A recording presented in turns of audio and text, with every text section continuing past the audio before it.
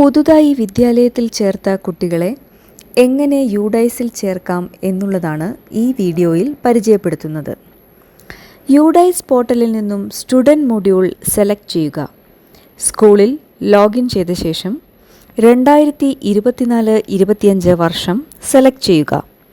School ഡാഷ്ബോർഡിൻ്റെ വലതുവശത്തായി pre primary, class 1 എന്നിവയിലേക്ക് പുതുതായി കുട്ടികളെ ചേർക്കുന്നതിനുള്ള ആഡ് ന്യൂ സ്റ്റുഡൻറ് എന്ന ബട്ടൺ കാണാം.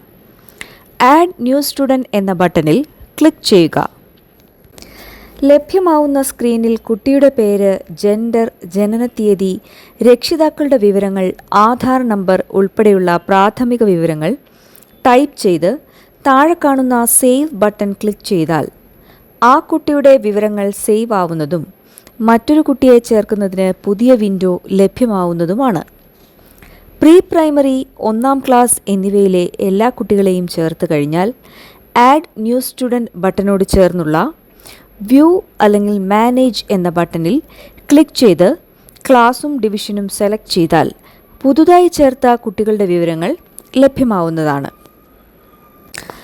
ഓരോ കുട്ടിയുടെയും പേരിന് നേരെ വലതുവശത്തായുള്ള GP, EP, FP എന്നിവയിൽ ജനറൽ പ്രൊഫൈൽ എന്ന GP ബട്ടണിൽ ക്ലിക്ക് ചെയ്യുക. കുട്ടിയുടെ പ്രാഥമിക വിവരങ്ങൾക്കൊപ്പം ആവശ്യമായ അധിക വിവരങ്ങൾ കൂടെ ഉൾപ്പെടുത്തി സേവ് ചെയ്യുക. EP, FP എന്നീ പ്രൊഫൈലുകൾ ഇപ്പോൾ ആക്റ്റീവായിട്ടില്ല. ആക്റ്റീവാകുന്ന മുറയ്ക്ക് അറിയിപ്പ് നൽകുന്നതാണ്.